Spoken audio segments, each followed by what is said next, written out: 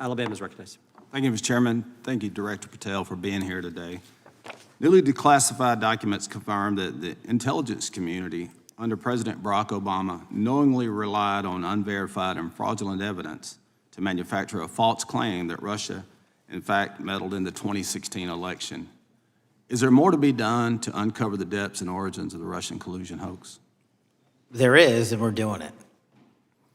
Why should Americans still care about that, Director Patel?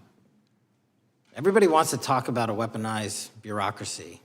And when we put out the facts about a weaponized bureaucracy, not because I said so, but because we found the FISA documents, because we found the 302s and the 1023s, then it becomes a political football. My job is to continue to put out that information and let the American public read it for themselves when I'm lawfully able to do so. And that's been my commitment on any subject, Russiagate or otherwise. Wherever the law allows me to do it, I will do it.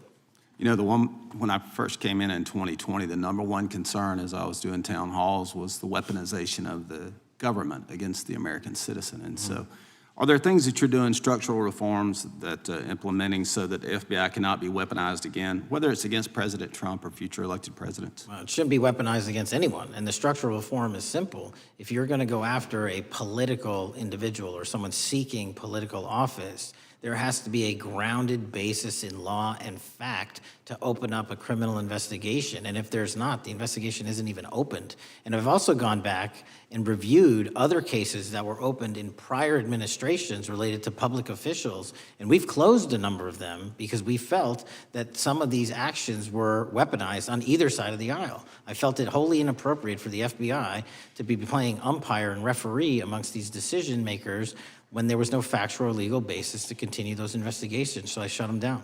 And I think that's so desperately needed because we need to restore trust in law enforcement and certainly in the DOJ and the FBI so that the American people don't fear the very government that's supposed to protect them. And so thank you for doing that. On August 11th, you released to the committee documents concerning leak investigations that began in 2017. Do you believe these leaks were accidental or were they intentional in order to influence public opinion against President Trump? When I can publicly make a final decision on that, either through a recommendation of charging that the DOJ makes or findings that I have, I'm able to do so, but they're still not complete.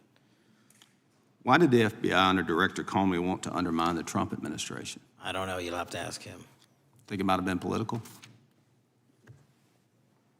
How will Director Comey be held accountable for his leaks and classified information concerning the Russian collusion hoax? Well, anyone. Doesn't matter what you did before or what seat you were in. If you leak classified information, that's illegal. And we will investigate it fully. And if we can bring enough evidence to recommend charges to the Department of Justice, we will. But as you know, in these leak investigations, it's very difficult to produce the information necessary. We know leaks happen. They literally happen every week. It's one of the most destructive things to this country. Media receives classified information beneficial to one side or the other. I'm a fan of none of it, and I want to shut all of it down. And we need to bring some real cases to deter individuals from doing that, and that's my focus. What was Comey's role in creating the ICA? You know, speaking from my memory, as the head of the FBI, he was charged under then Director Brennan, and Director Clapper and the other IC elements to come in with the NSA, CIA, FBI, and ODNI and put together a collection of information on how the information sort of surrounding Russiagate came together. So he represented the FBI in that. Was former Director of CIA, John Brennan, he's denied that the Steele dossier was used in creating the ICA. Is that true? Well, it's, without commenting on him, the FISA has been released, and the dossier was in the FISA. It was in 4 FISAs. So I'll let the public decide. Well, former Director Brennan actually denied repeatedly that he pushed for the Steele dossier to be included in the ICA. Is that true? Did not. I'll let his testimony speak for itself, but then Deputy Director Andy McCabe also testified to the House Intelligence Committee, which has now been declassified, that were there no Steele dossier, there would have been no FISA. Well, my time's getting close, but let me tell you this, sir, and well, my colleague from Texas said, thank you for the job you're doing. You're making the American people safe. You're restoring trust in these agencies that so many of us had lost trust in. So thank you for the work you're doing. That thin blue line, you're doing a fine job, and we want to let you know we appreciate it. Thank you. God bless you.